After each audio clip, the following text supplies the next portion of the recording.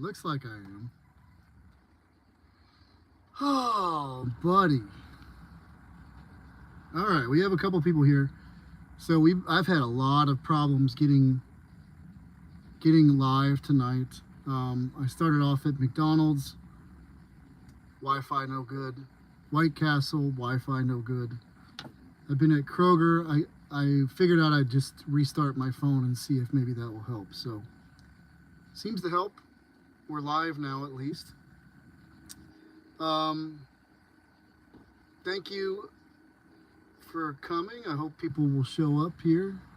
It's about 12:30 right now. I'm sitting in the parking lot of Madison Avenue Kroger, where I'm able to get a little Wi-Fi from inside. It's closed right now. We're doing this. Hopefully, so far it's consistent. We'll be doing this live stream to try to raise a little bit of funding for the ministry. I've been able to raise $55 of the $200 goal for this week. Today was good. I handed out 27 lunches, probably 4 or 5 rosaries, maybe a couple of more.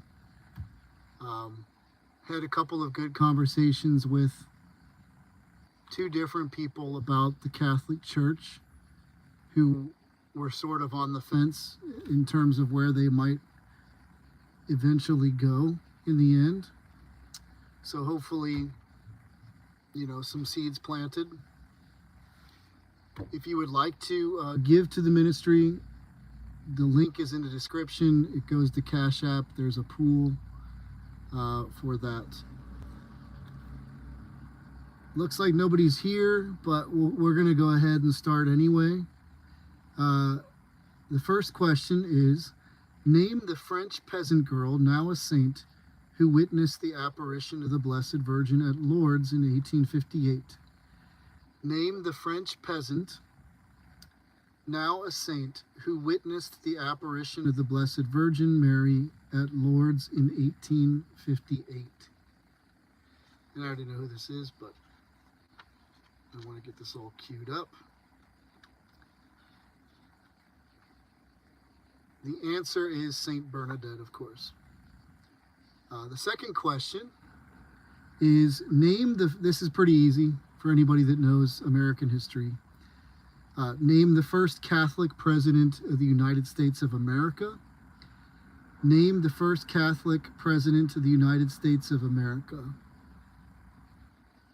I give you guys like 10 seconds maximum to be able to answer these if you want to answer in chat. Thank you for coming. I hope the room fills up more. I'm bored tonight, so I'm not quite ready to unwind. The answer, of course, is John F. Kennedy, JFK. Okay, third question. This small Italian town, used by popes for their summer residence since the 17th century, is situated on the Alban Hills overlooking Lake Albano, about 30 kilometers southeast of Rome. Name this town. Okay. This small Italian town, used by popes for their summer residence since the 17th century, is situated on the Alban Hills overlooking Lake Albano, about 30 kilometers southeast of Rome. Name this town. The answer is Castel Gandolfo. Next question. Hope everybody's having a good night. In the early 14th century, the papacy was moved temporarily from Rome to which city, then part of the Kingdom of Naples and now part of modern-day France? In the early 14th century, the papacy was moved temporarily from Rome to which city, then part of the Kingdom of Naples and now part of modern-day France? Is that right? No. Okay, that's right. Give you just a little bit more time, and the answer is Avignon. Avignon. A-V-I-G-N-O-N. Now the popes stay at the Apostolic Palace, as far as I know. Next question. And again, God bless everybody. I wish I could remember the name right now. Michael Tassler, Martin Zurich, I believe is your name. Dr. Che. I think I'm getting these. Dr. Cho maybe was the name. There's been a lot of people lately that have been giving to the Cash App. And God bless you. I can't thank you enough.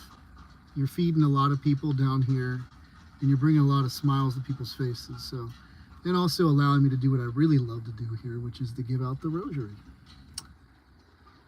Name the person. Oh yeah, I know this one.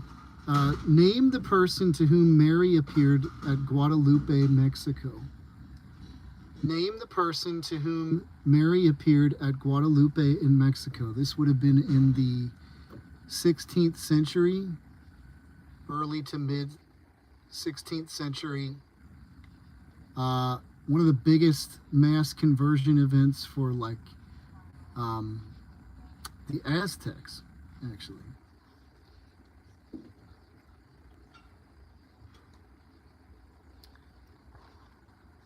Hopefully the feed's caught up. Avignon. Thank you. I still have I have a long way to go with my pronunciations. Thank you. Avignon. Avignon. You said Teresa? No. No. It's a man. Name the person to whom Mary appeared at Guadalupe, Mexico. The answer is Juan Diego. Juan Diego. And actually, at the Basilica, I guess it was like his tunic that he showed to the bishop as proof that Mary was, well, actually what he was doing was showing the bishop, he was throwing a bunch of flowers that were held in his tunic. And when he unfurled the tunic, the image of Our Lady of Guadalupe, which was done on like cactus fibers, which is a really delicate type of cloth that would not be able to stand the test of time. Anyway, when he let all these flower petals out, the bishop sees the image of Our Lady of Guadalupe, bows down, acknowledges that this is legitimate. Prefect, he's never heard of me. Okie dokie. All right, next question. Which famous Leonardo da Vinci painting, commissioned in 1495 and today housed in Milan, Italy, depicts Christ with the apostles at the Passover meal? This is probably pretty self-explanatory, but that's pretty. Which famous Leonardo da Vinci painting, commissioned in 1495 and today housed in Milan, Italy, depicts Christ with the apostles at the Passover meal? Give you 10 seconds. Hope some more people show up. I mean, I'm just not ready to go to bed yet. The Last Supper, exactly right. Good job, Burl H40. Pretty easy though, but by the way, I have I'm doing something different tomorrow for sandwiches for folks. So usually I do bologna and cheese. Tomorrow I've got breakfast sausage and American cheese on bread, wrapped up in foil and then wrapped up in a sandwich bag for people.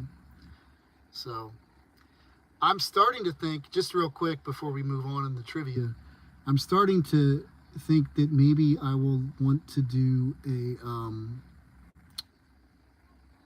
evening food ministry as well.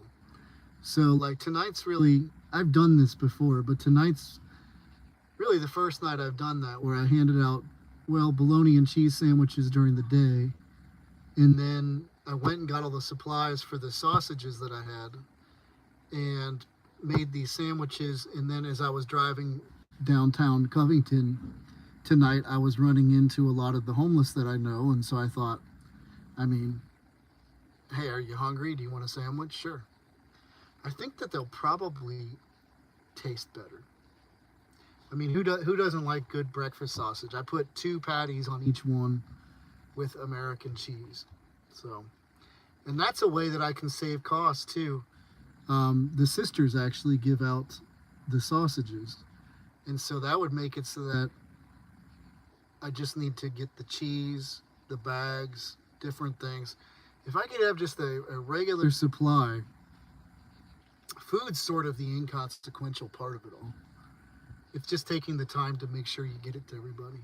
And I love it. I love being able to help people out like that. Okay, next question. Where was Pope John Paul II nearly assassinated by Turkish Bulgarian Mehmet Ali Akka in 1981? Where was Pope John Paul II nearly assassinated? I think I know where this was. Sadly.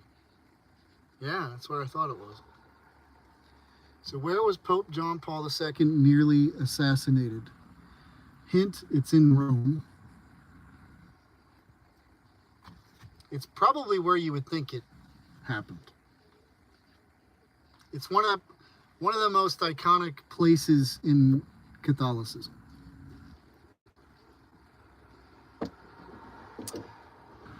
Bonus points if memory serves me right, it was after this time that they then started to have the Pope ride around in the Pope Mobile.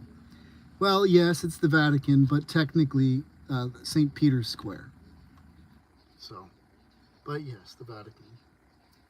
Next question. And by the way, if you would like to support that lunch ministry, there is a Cash App pool I am running in the description if you would like to donate. We've gotten $55 towards the goal of 200.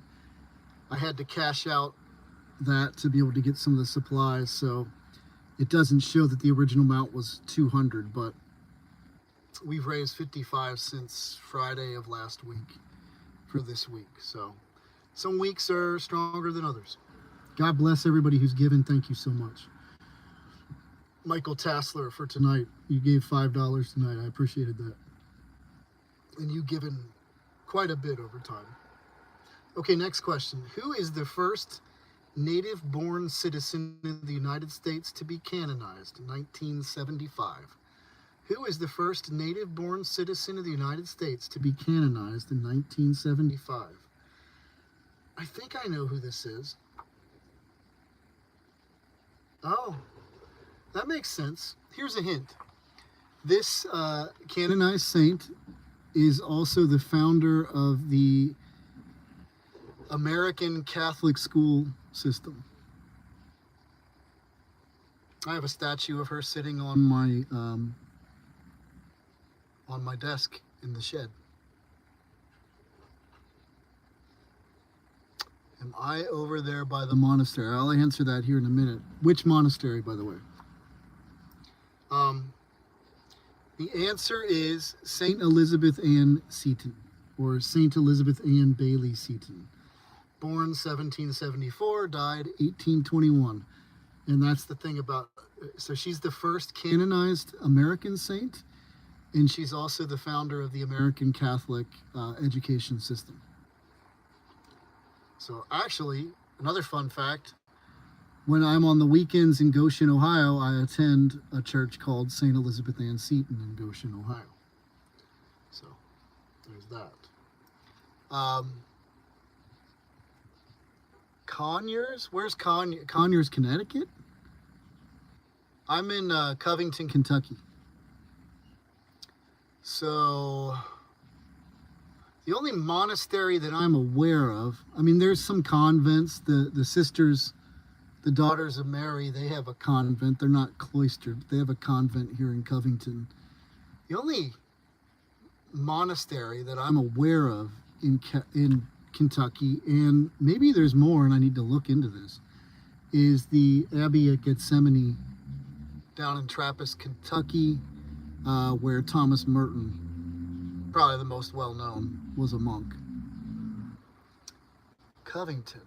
Yeah, I've never heard of that. I know sometimes when I go into Cincinnati, there's there's some kind of Franciscan friars retreat compound that I pass that I see the sign out front down by the road, and I'm always like, I should turn in here sometime. Because actually, if I were to enter vocationally, I feel like the Franciscans. Yeah, Covington, Georgia. No, I'm in Covington, Kentucky. Gotcha. Okay, Trappist. I think I know. Is that Genesee Monastery? Genesee Valley or something like that monastery? Where the Trappist monastery is? Anyway, let's go to the next question. So the last one was the first native-born citizen of the United States who was canonized in the Catholic Church was St. Elizabeth Ann Seton. Next question. This English king is remembered for his struggles with the church over his desired divorce from his wife, Catherine of Aragon, which led to his establishing the Anglican Church, or the Church of England, in separating from the Roman hierarchy. Name him. Fun fact, not so fun fact if you were him, but he also had Sir Thomas More, or St. Thomas More, beheaded. Correct. King Henry VIII. Responsible for one of the many schisms that has confused, sadly, many Christians, to the point where in modern America you can actually get questions from Protestants and non-denominationals where they are asking in full sincerity, are Catholics Christian? Dear God. God help us. Next question. Which U.S. city has the most Catholics? A, New York, B, Los Angeles, C, Miami, D, San Antonio. A, New York, B, Los Angeles, C, Miami, D, San Antonio.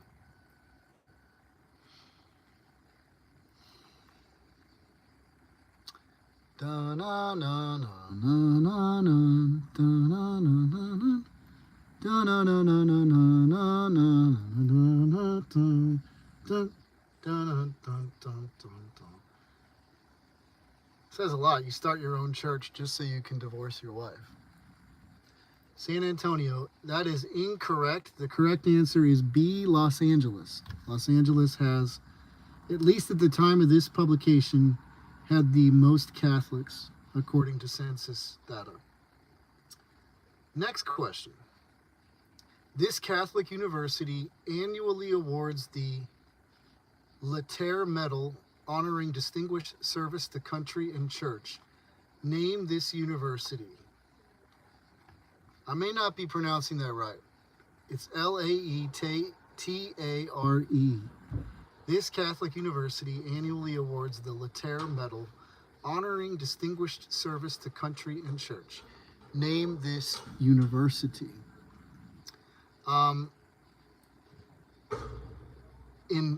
I'll say this much. In Paris, there is a cathedral has the same name. Although, of course, this university is University of... Sorry for the noise, too. There's construction going on here in the parking lot. I kind of prefer it, though. It's lively. There's people moving around. So it's... Even though I never feel dangerous. You're right. The second one is actually right. Loyola was wrong. It's the University of Notre Dame. So... they give that award. Next question. Which American colony was originally founded through the work of Lord Baltimore of England as a safe haven for English Catholics?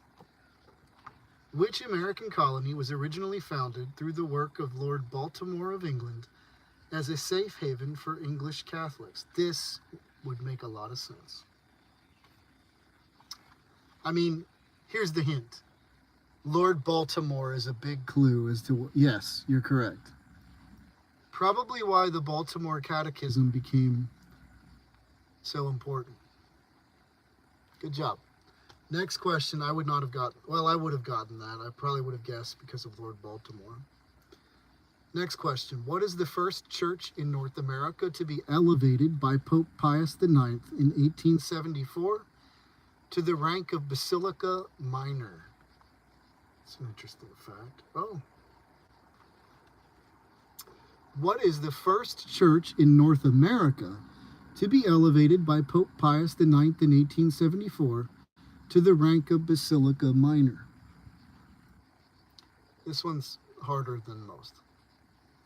But I'll give you a hint. It's up north of the U.S. No, it's Notre Dame of Quebec Cathedral. Good guess, though, I suppose. Next question. Name the first ecumenical council convoked in 325 AD of the Catholic Church. Name the first ecumenical council convoked in 325 AD of the Catholic Church.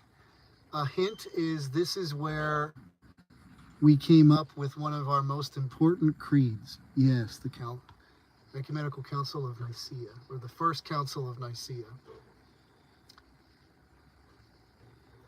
Next question. What historic joint Catholic Orthodox declaration did Pope Paul VI and Orthodox Ecumenical Patriarch Athenagoras I make in 1965?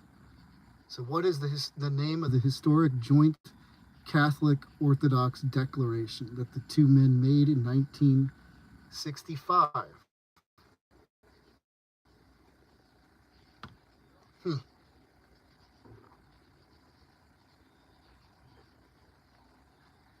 It's a big deal.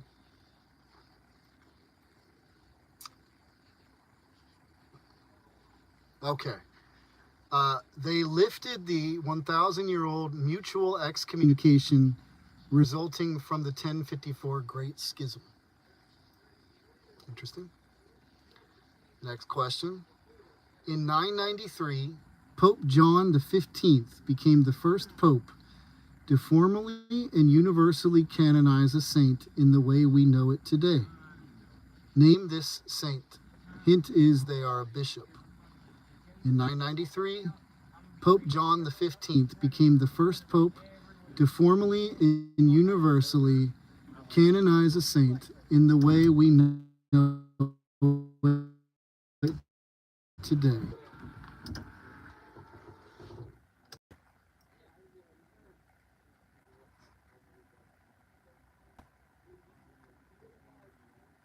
Getting loud. I mean, I guess I'm the intruder here, so. Patrick? No. The answer is German Bishop Ulrich of Augsburg. He lived from 890 to 973. So he became the first pope to formally and universally canonize a saint in the way we know it today, Pope John XV, and that was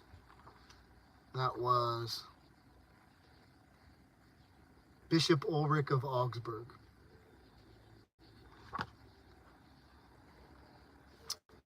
Next question. This Irish Catholic American, dubbed the Father of the American Navy, is credited with founding the United States Navy. Name him. I've heard of him before. This Irish Catholic American, dubbed the Father of the American Navy, is credited with founding the United States Navy. Name him. Bonus points if you can say when he was born and died. Ooh, man, it is hot. It is hot. Let me turn the electric off here. Take a gander at least. All right, the founder of the U.S. Navy is John Barry. He was born in 1745 and died in 1803. John Barry, B-A-R-R-Y. I wonder if I don't think he's a saint. I'm sure people have probably submitted him as a candidate before.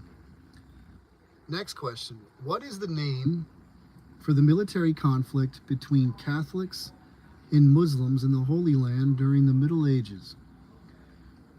What is the name for the military conflict between Catholics and Muslims in the Holy Land during the Middle Ages? It's pretty easy.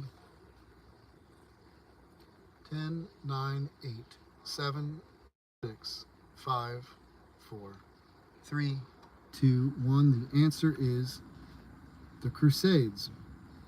The Crusades. Next question. What do James Nicholson, Francis Rooney, and Mary Ann Glendon share in common? Okay. What do James Nicholson, Francis Rooney, and Mary Ann Glendon share in common? Yes, you had that right, by the way. The Crusades, of course.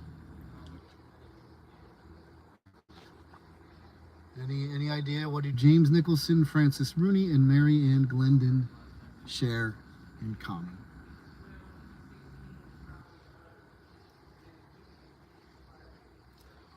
These are former United States ambassadors to the Holy See. Next question. What is the name for the bell tower of the Duomo, the magnificent cathedral in Pisa, Italy? And here's a hint, it leans. That made me laugh. You said they are all unknown by me. They were all unknown by me as well, brother or sister.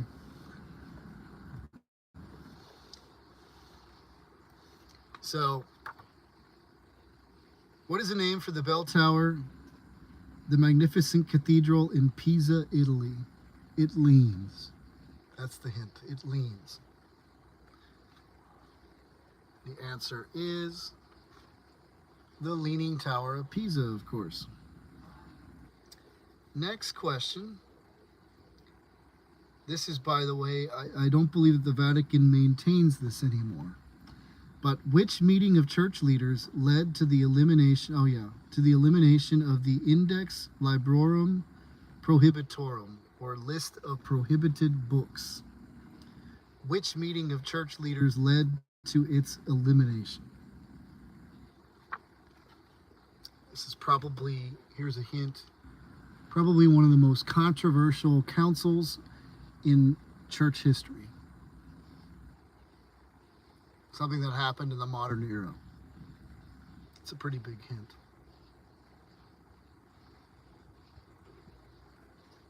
Yes, you got that too, the Leaning Tower of Pisa. Man, it is a slow night. Probably because there were so many false starts. That, or people are not a big fan of Catholic trivia. God bless them, they're going to like it eventually.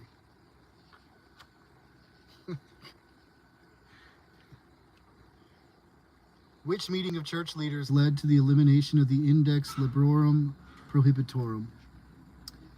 The answer is the Second Vatican Council, or Vatican II. Next question. What is the name for an ecclesiastical province equivalent to a diocese in the Latin Rite within the Eastern Catholic Churches under the jurisdiction of an eparch, the equivalent of a bishop? Man, that is, I would not know this one. What is the name for an ecclesiastical province equivalent to a diocese in the Latin Rite within the Eastern Catholic Churches under the jurisdiction of an eparch, the equivalent of a bishop? Well, it's educational. I am sweating like a pig tonight. It is hot here tonight. All right, you're probably not going to get that one, so we'll answer it. The answer is eparchy. Eparchy. No, good guess though. right, next question. Oh, wow, okay. You know what? What is the largest Catholic institute of women? So we're talking about like vocationally called women.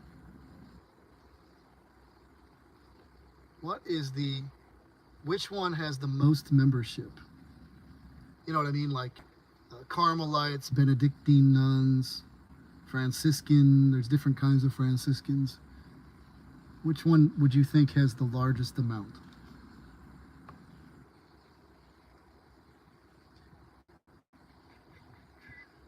The answer is the Salesian Sisters.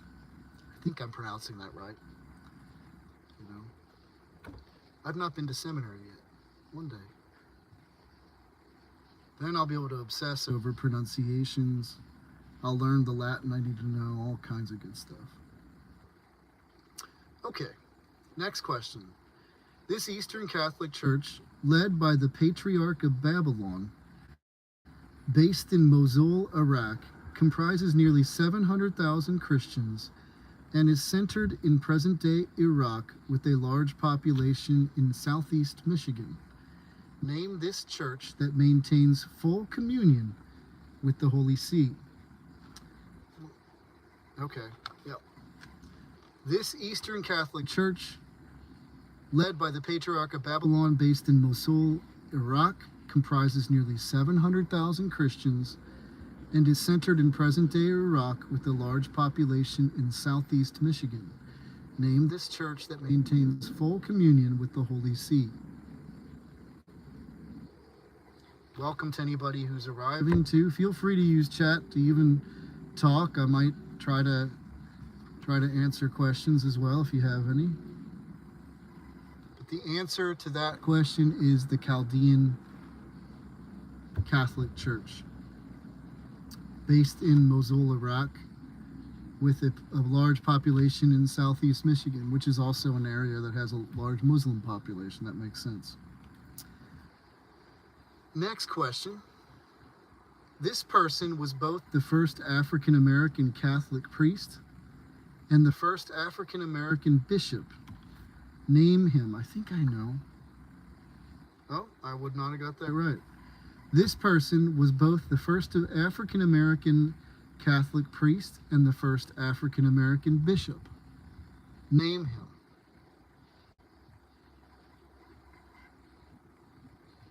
I'm going to need to know that name, because a lot of the men that I work with here on the street or talk to, who I'm trying to evangelize on behalf of the Catholic Church, are black. The answer is James Augustine Healy, born in 1830, died in 1900. Next question. This is going to be a hard one for most people. You guys aren't going to get this, probably. Well, maybe. What honor was bestowed on the Tuscan Countess Matilda Canossa? What honor was bestowed on the Tuscan Countess Matilda Canossa? Canossa. This is probably another one where you're gonna say, I have no idea who that person is, because I sure don't. But maybe you're smarter than me, or maybe you know your trivia better. The answer is that is the first woman to ever be buried at St. Peter's Basilica. Interesting. Next question. Name the Eastern Catholic Church with the largest number of faithful followers. Name the Eastern Catholic Church with the largest number of faithful followers. Here's a hint, if you know anything, they have over 8 million followers. This is Eastern Rite. Name the Eastern Catholic Church with the largest number of faithful followers. 10, 9. I'll give you a little bit more time. Come on.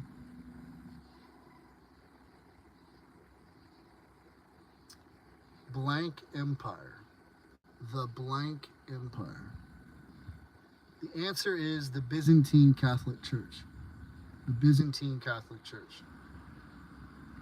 Here's one that's probably super hard. What significance does the date November 23rd, 1964 hold in the Catholic Church? What significance does the date November 23rd, 1964 hold in the Catholic Church? Hint, the Mass. Really?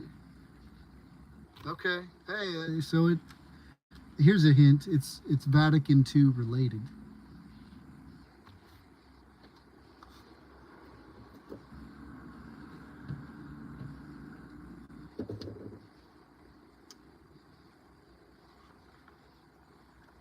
Sadly, it's becoming controversial today, too.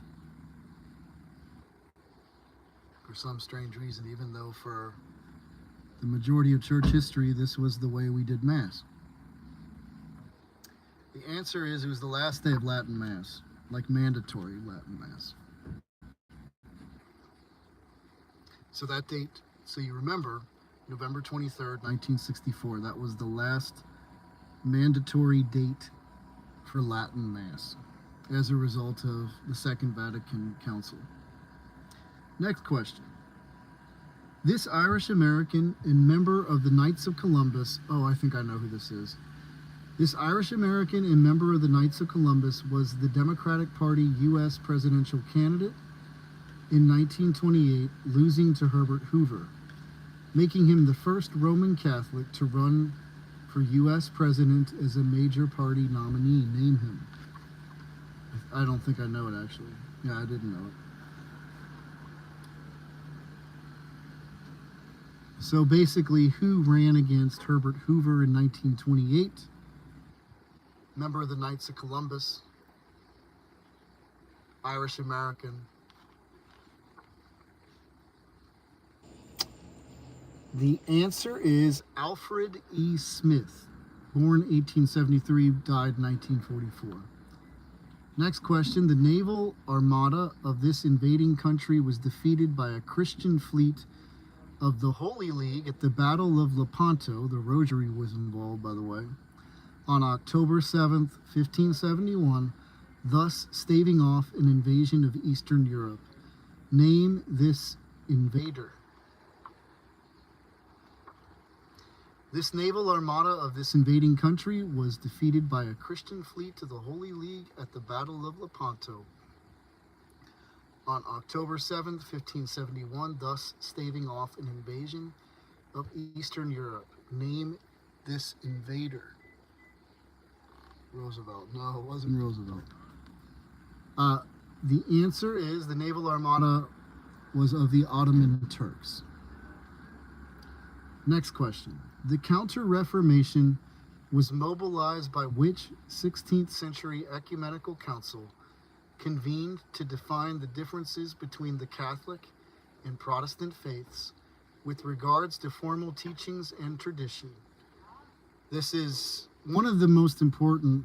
This is where we codified, or where we solemnly declared the canon, even though it had been a given for 1,500 plus years. This Counter-Reformation was mobilized by which 16th century ecumenical council convened to define the differences between the Catholic and Protestant faiths with regards to formal teachings and traditions? No, I think there's a lag. That was Ottoman Turks is when you're answering with Egypt. The answer is the Council of Trent. So a good way to translate, if you're Catholic and you don't know your councils, a good way to remember the Council of Trent is it was basically a response to the Protestant Revolution or the Reformation. So it's something that the Catholic Church convened to basically set the record straight in terms of what is and is not New Testament canon. And Old Testament canon. It was never a thing they thought they'd had to declare because they had no competition. Catholic Church had no competition. for the majority of church history. Next question. Which continent has the largest population of Catholics, and which continent has the fastest growing population of Catholics? So which has the largest population of Catholics, and then which continent has the fastest growing population of Catholics?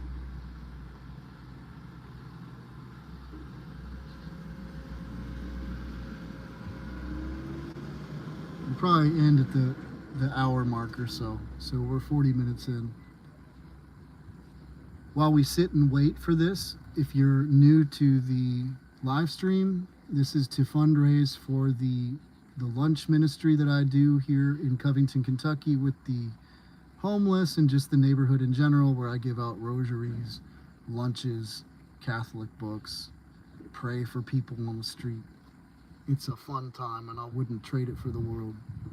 The answer is, so South America has the largest population of Catholics, and Africa has the fastest growing population of Catholics.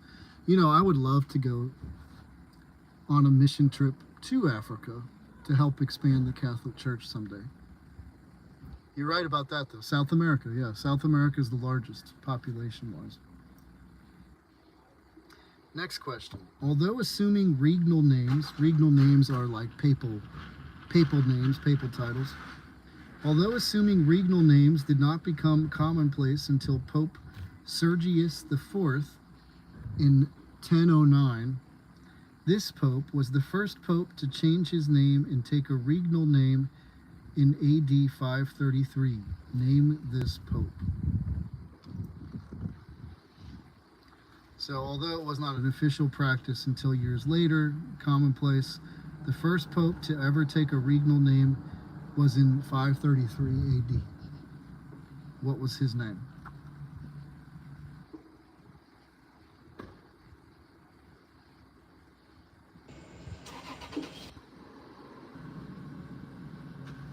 It's actually a very common regnal name.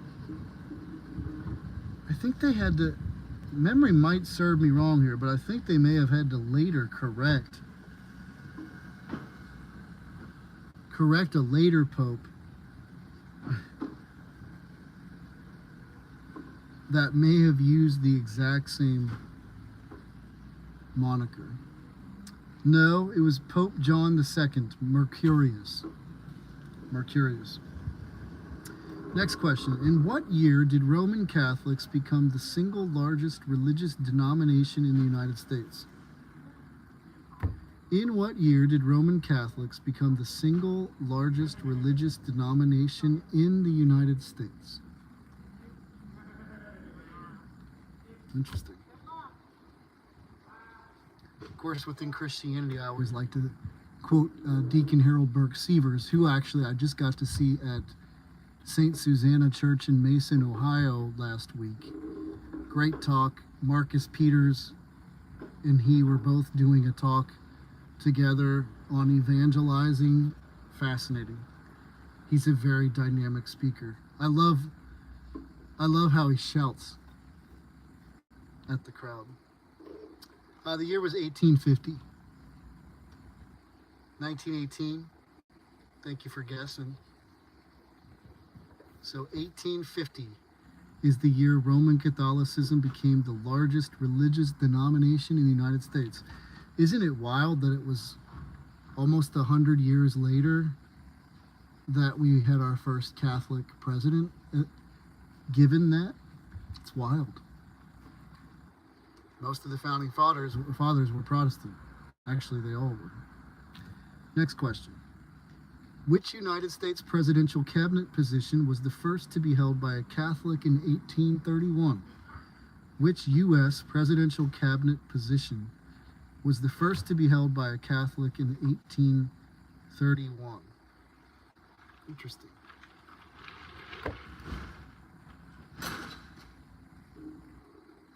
Was that the Irish potato famine? I don't think so. What are you referring to? The answer, okay, so during the Bush administration, this man who held this title was named Alberto Gonzalez?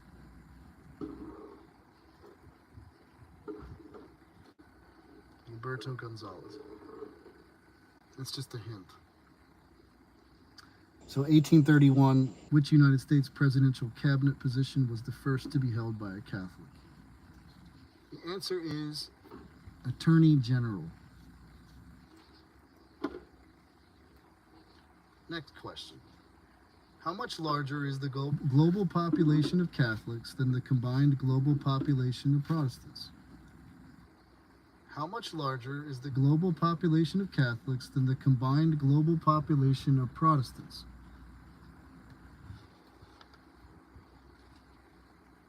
Oh, welcome, Roach. Hey, hopefully we got a little competition now.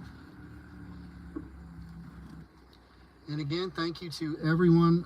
Maybe the next live stream that I'll do, I'll write out a list of all the people that have given on the Cash App, especially over like the last month or two, because some of you have just really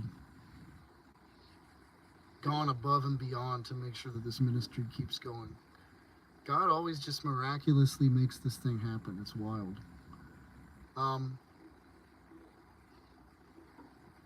So how much larger is the global population of Catholics? I think that's probably about right. Let me go look. You said about 500 million more.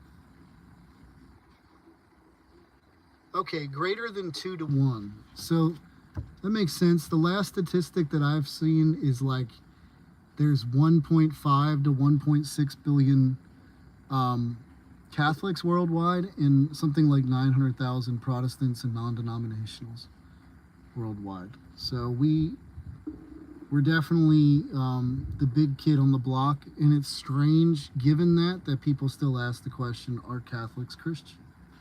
Wild. Just shows you a lot of the anti-Catholicism that's out there. Next question. In 1858, the Blessed Virgin appeared to the French girl Bernadette on 18 separate occasions. Where did this occur? Man, they made this easy. We did a question on her earlier. In 1858, the Blessed Virgin Mary appeared to the French girl Bernadette, now a saint, Saint Bernadette, on 18 separate occasions. Where did this occur?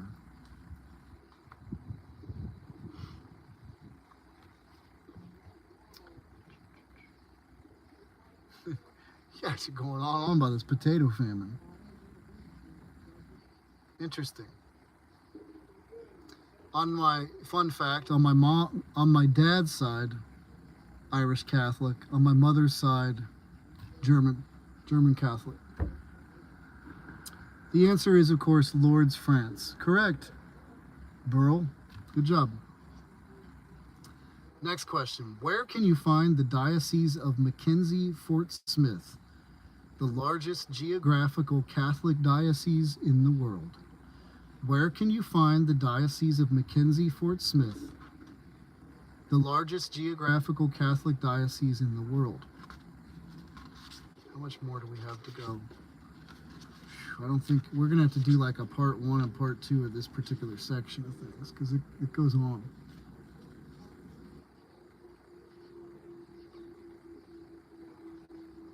Oh, Bear LH40, okay. Where can you find the Diocese of Mackenzie-Fort Smith, the largest geographical Catholic diocese in the world? You say Australia? Let's see if you're right. No, Canada, predominantly the Northwest Territories. Thank you for the guess, though. Next question. Who was the leader of the apostles and the first pope of the church? It's pretty simple. I believe it was in Irenaeus listed him prior to Linus. Who was the leader of the apostles and the first pope of the church?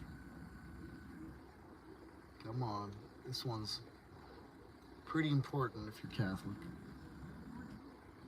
Peter, yes. St. Peter. Or Pope Peter, before we called them Pope. Ooh, Who was the name of the Catholic chaplain character in the popular television series MASH? What was the name of the Catholic chaplain character in the popular television series MASH?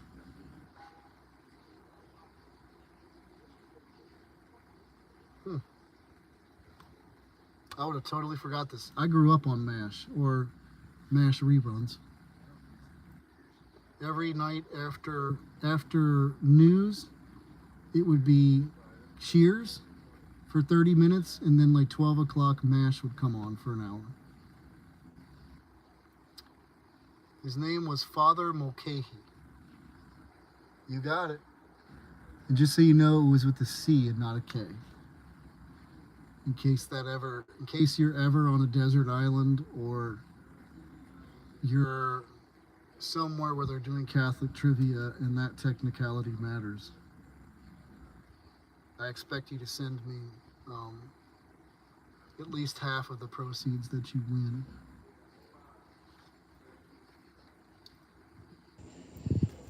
Let's see, if that was a homeless guy, I would have given him a sandwich.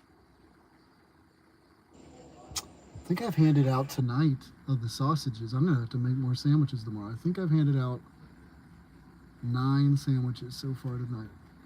I think I made 24, because I used up the whole thing of cheese. Next question. In response to a deadly plague ravaging Italy during the 6th century, Pope Gregory the Great, replaced the great expression, "good luck to you," often said when someone sneezed. A sneeze was thought to be a precursor to a deadly illness, with what now common expression? I believe this was during the bubonic plague. In response to a deadly plague ravaging Italy during the 6th century, Pope Gregory the Great replaced the expression "good luck to you," often said when someone sneezed, with what now common expression? Pretty easy, but Mother Serafina at the Rose Garden taught me this a little while back.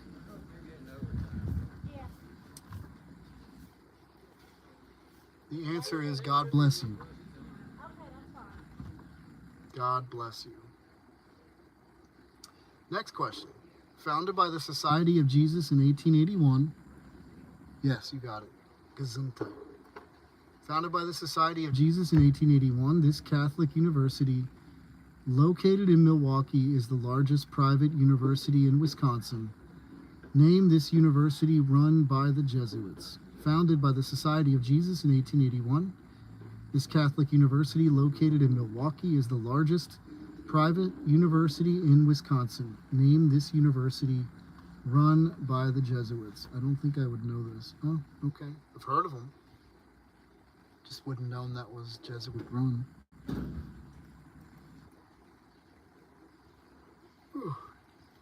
Lots of cigarette smoke all of a sudden. They stink so bad.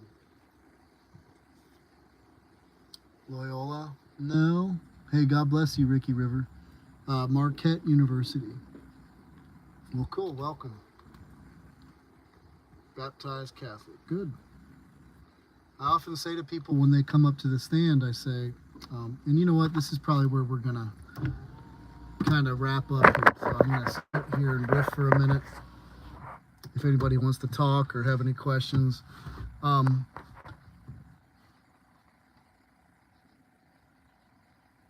That's something that I tell people when they come up to the stand a lot, when they say, when I ask, when they either say, listen, I was born Catholic. My next follow-up question is, just to make sure, because some people are confused, I say, oh, so you were baptized Catholic? And they'll say, yeah, I was baptized Catholic. I love that, because then I get to tell them, I say, well, if you want to reconnect with the Catholic Church, all you have to do really is set up an appointment, especially if it's been a long time, which probably has been if you haven't been back to the church in a while, to go to confession.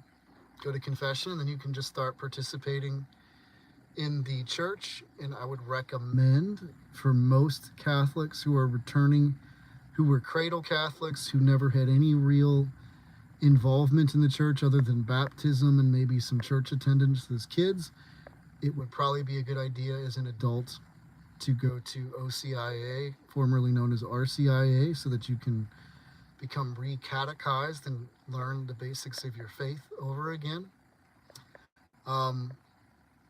The Catholic Church is as I tell people when they come to the stand, I say, listen, it's not. I've developed a strategy in how I try to evangelize. So when people tell me they're non-denominational or they're one of the various denominations, I usually come back with a question where I say,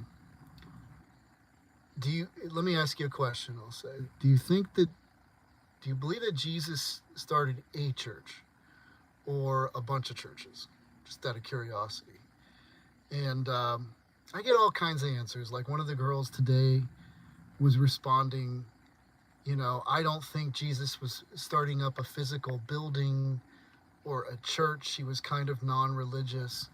And, thankfully I have a Bible sitting there.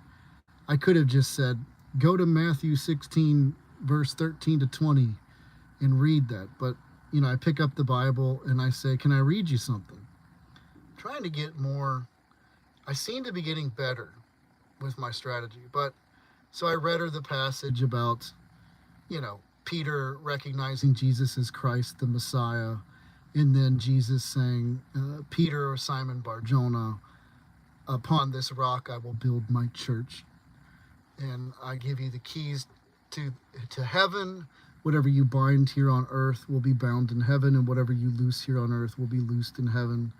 And I said, so not only did Jesus establish a church, but Peter became, as we just learned in the trivia, Peter was the first leader of the church, really, in addition to Paul. Paul and Peter were pretty much equals, but he was also the first bishop of Rome. So what are the coincidences? What are the chances of that, is what I say to people.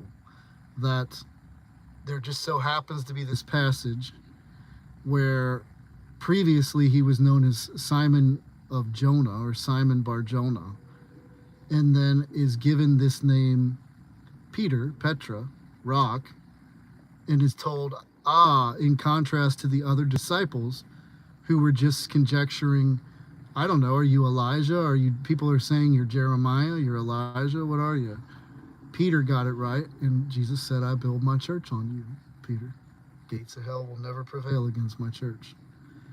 So the other pushback that we can easily make to this idea that Jesus was not establishing a church, and this is where then you usually, if people say, well, that's Paul, then you're poking at the anti-Paul snake, which isn't a lot of people. They say, well, Jesus didn't teach that, Paul did. But you look at a lot of the epistles in the New Testament, and they're all being written to churches. So you have that as well. So you have Matthew, and then you have in the book of Acts, of course, a church that is obviously emerging and growing. I believe it's 1 Timothy chapter 3, where deacons and bishops are being delineated or being designated. So very, very clearly a church is being constructed. It has leadership. It has qualifications for leadership. In fact, the first bishop ever was Peter, which then eventually over the centuries becomes the papacy, Papa. And don't tell me that call no man father, because you guys always cite that, and then none of you Protestants say the Catholics always do this. None of you then bring up the fact that Paul, in one of his epistles, calls himself the spiritual father of the church at the time. Nobody ever says anything about how St. Stephen, the first martyr of the church in the book of Acts, as well as the first deacon of the church, refers to Abraham as their father. Not to mention that term comes up well over 100 times in the New Testament in reference to all kinds of people. Jesus, as usual, was speaking to hypocrisy and hypocrites. It was not, it was not something literal. And we already see with Peter referring to himself as spiritual father, that becoming almost like a title that the leadership starts to use within the church. So, and then you see priests emerging within that first century. The didache was foundational in early church government.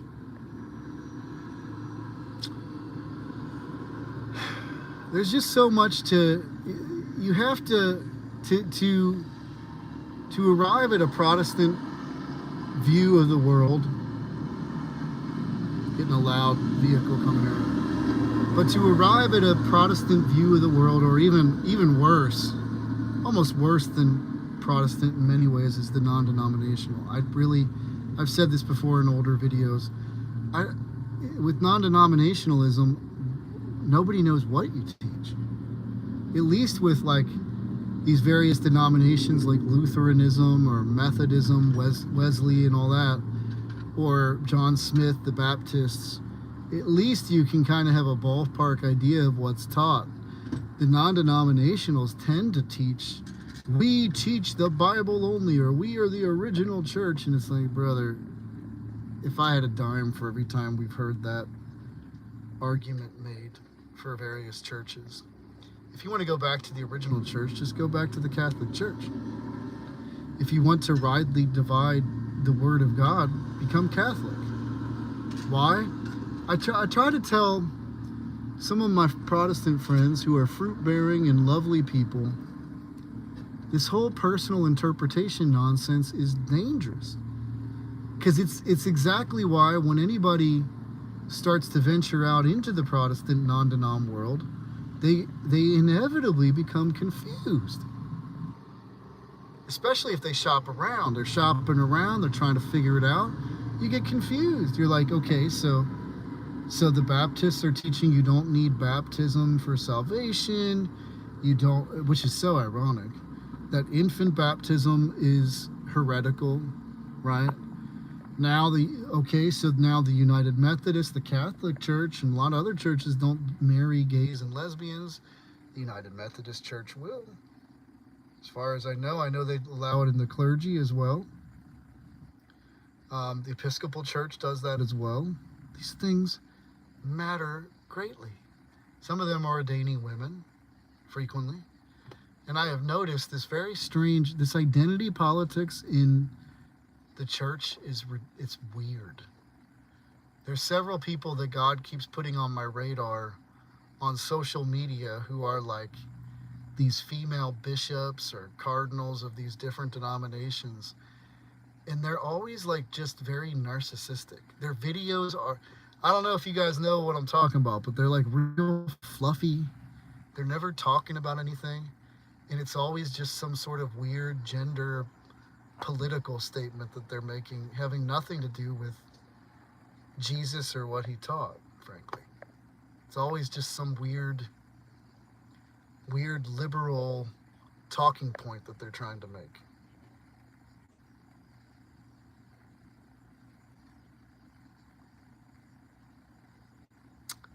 That I'd have to check into.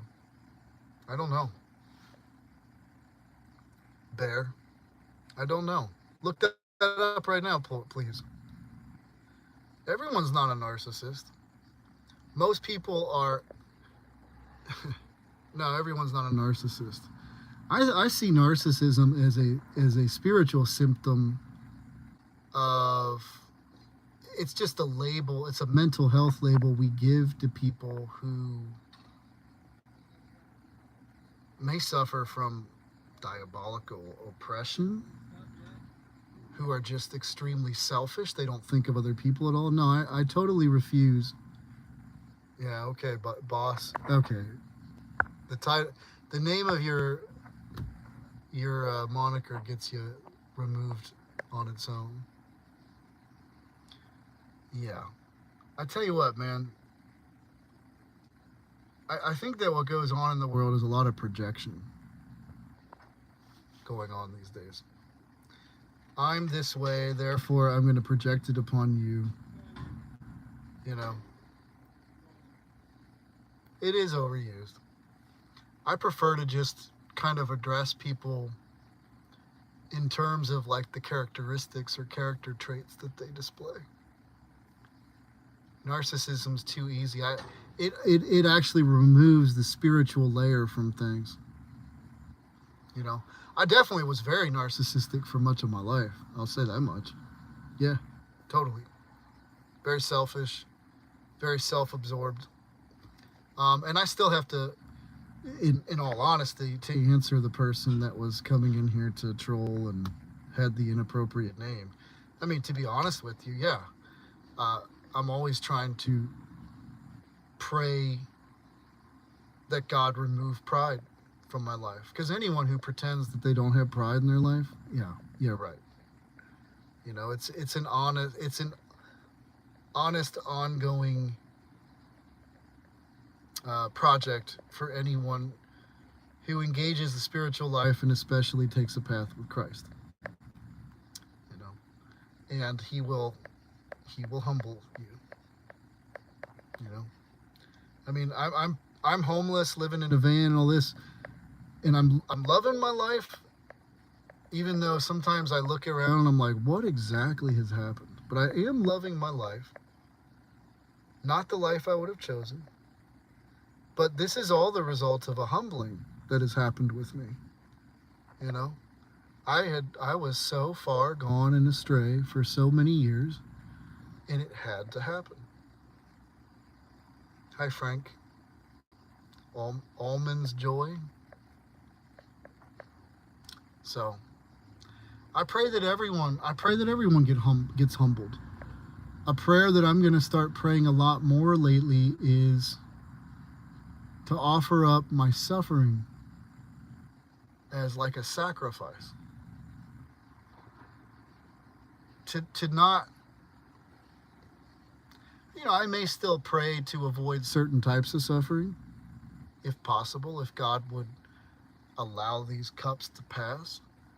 But I have found, when I look back on my life, especially over the last couple of years on this journey with the Lord, I have absolutely found that it has been the hard times, the hardships that I've gone through that have been the most meaningful, that have molded me most, and that have toughened me up and made me more of a man, much more of a man.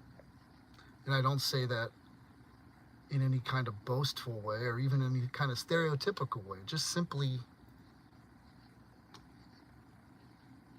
I'm doing what finally, let me put it this way. At last, I no longer have to worry about a discrepancy between that which I know to be true and that which I live. And I pray that anybody watching this video or anybody out there that encounters it later, that everyone can find that in their life. Because it's not hard, actually. It's not hard at all. It just requires a reorientation of what it is you wish to devote your life to. You know, do you want to just work a 9 to 5 and you just pick in school or later the highest paying job to make as much money as you possibly can, to live in the nicest part of town with the nicest car and all that? If that's your goal, man, that's a boring life. That's a stupid, honestly, that's a wasted life. You will end up doing something that you do not love, pursuing money and status. If you pursue the Lord and you pursue service to the Lord, which is we go over this in every video because it never really changes.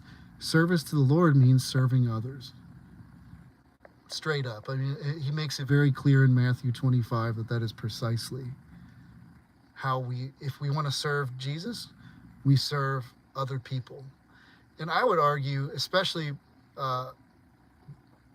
when you look at the Sermon on the Mount as an example too, I don't really think we need to make any distinctions between enemy, friend, foe, downtrodden, needy. Really, our job as Catholics, as Christians, is to be doing our best to bless everyone, especially our enemies. And that's something, guys, that I struggle with. You know, I'll do it. I'll always take care of like physical needs and that. But I do find myself,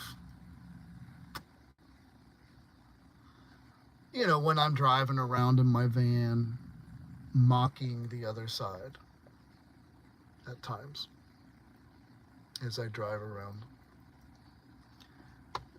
Mocking witchcraft, mocking rather than praying for these people. Sometimes I mock it, I chide it, I jeer it. It's kind of like a toxic release for me, but it's not the true weapon of my warfare. You know, if I really, and that's the message to everybody out there, is if you really want to become effective against Team Darkness, because there are teams in the world. You know, there's Team Jesus and then there's Team Devil. Well, and there's a lot of agents for the devil. You know, mockery, cursing, wishing them ill. I mean, I know we're kind of covering basics, although it seems sometimes not, that you're to avoid those things and you're to bless them. But lest there have been people that call themselves Christians that are wolves disguised as sheep, telling you that you should become violent, you should curse people, God didn't tell you to bless your enemies or turn the other cheek. Yes, he did. Yes, he did. And the truth of the matter is, as tempting as the other path is, because it's tempting at times, especially with some of the persecution we can go through as Christians. We get angry sometimes in the moment. We want to fire back, or we want to get that last word in or say something scathing.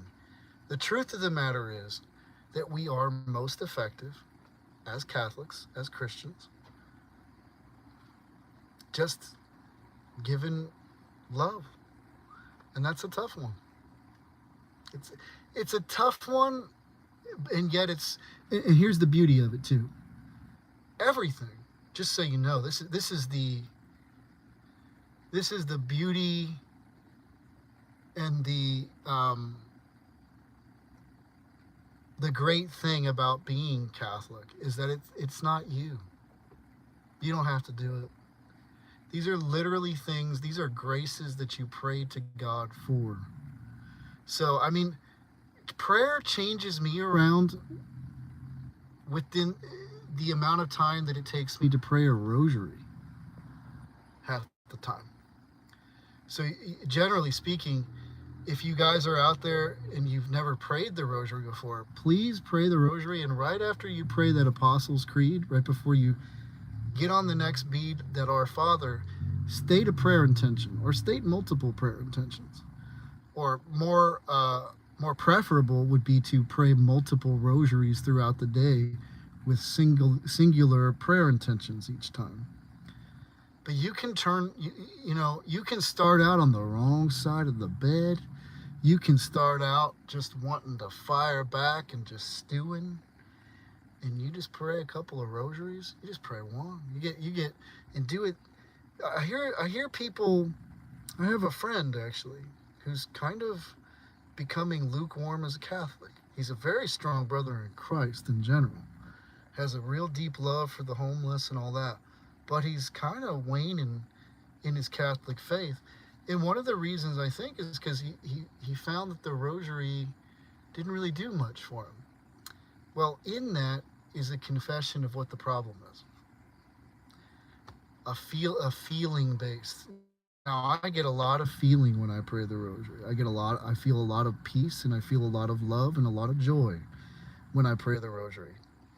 But a couple of things on that. If you go into the rosary with a negative view of it, or you sort of have this sense, you're going to have an issue.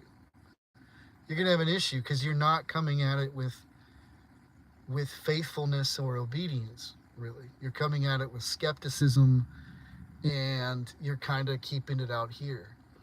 What I would always recommend to people that say that they struggle with the rosary is to please slow down when you pray it in all earnestness. with like as much depth of your being as you possibly can. And I would recommend doing it the St. Louis de Montfort way. St. Louis de Montfort recommended 3 rosaries a day. That was long before John Paul II, Pope John Paul II came up with the luminous mysteries, which gives us 4 mysteries. So optimally, if you really want to be on point in your prayer life, number 1 rosary is. I've never read a quote from a saint that had anything bad to say about the rosary ever. Quite the opposite. Just saint after saint, canonized saints we're talking. Since the rosary was given to Saint Dominic in 1207, saint after saint after saint to the Catholic Church extols the virtues of the Holy Rosary. Oh, we got our kitty cat back. Hi, baby. Oh, she took away I left him chicken, but then the woman came out sweeping and swept up the chicken. There's a little orange tabby walking through. Rosary changed my life. I can say that much. Let's put that back here. The Rosary 100% changed my life. And also gave me the most victories in my Christian walk. Most victories. Like finally, for once, the devil was like screaming. Like taking bullets. Taking shots to the side, to the neck, to the face. Did not like it at all. Like the more I prayed the rosary, the more, and that aligns with what the saints have always said about the rosary. Like the more one prays the rosary, the more one develops a relationship with Our Lady, the Blessed Virgin, the less able the devil is able to attack them. And Mary, lest you are out there saying, well, why are they always talking about Mary? Mary is always pointing to her son. Always. I mean, that's exactly what's happening when we pray the Hail Mary. Hail Mary, full of grace, the Lord is with thee. Blessed art thou amongst women, and blessed is the fruit of thy womb, Jesus. Holy Mary, Mother of God, pray for us, now and at the hour of our death. Amen. So Mary, I get it. Like there was a time when I was Protestant to where I didn't understand. I would be like, just go straight to God. Well, for whatever reason, and I think it has something to do with the 10 Commandments, something to do with the fact that Mary had obviously a very special relationship with the man God who walked among us, that hypostatic union between fully human and fully God. He obviously loved his mother. One of the 10 Commandments is to honor and obey your mother and your father. And then, of course, we have probably one of the strongest evidences is in the Gospel of John, the wedding at Cana, which is often used in discussions about the justification for the Rosary. And then other passages like in Revelation where the saints offer up their prayers for those of us down here on earth. And Second Maccabees too has some references to prayer to saints and that kind of thing, or at least justification for prayer to saints. I'm less concerned. Listen, as someone who was born Catholic, who became Protestant in my perspective for many years, especially when I was running the Jeremiah Cohen channel, and then became very confused as to what it is Christianity even teaches, because everybody's teaching something different. Having returned back to the Catholic Church, I have learned that there is a great wisdom to simply just believing it all on faith. All the dogmas, all the divinely interpreted teachings of the Catholic Church, you just submit. And therefore, I don't have to be, otherwise you develop this overly critical, egotistical mindset to where it's like you're the arbiter of truth and untruth. That's just not the way it should work. Personal interpretation, that's fine if you personally get those passages correctly, but how many people read the Bible and misinterpret it, get it totally wrong? All right, it's raining now. I'm going to get back to the Rose Garden Home Mission, start to unwind, get this shirt off so I'm less, it is hot, so that I can feel this cool air hitting me. And again, thank you to anybody who's given to the ministry over time. There is a link in the description here to a pool on Cash App where every week I try to hit a goal. Really, like 150 is enough for a week. For gas, food, just tiny little miscellaneous things throughout the week. So thank you very much for keeping this thing afloat. If you're in Covington, Kentucky, there's other ways that you can help support the ministry. You know, some of you know where I'm posted up at down here in Covington. You can drop off bottles of water. You can drop off prepackaged food like canned goods. Anything that's in date, please don't bring me anything that's out of date, because I won't be able to put that out. Thank you to everybody who stopped by, who hung out. God bless you all in Jesus' name. Have a wonderful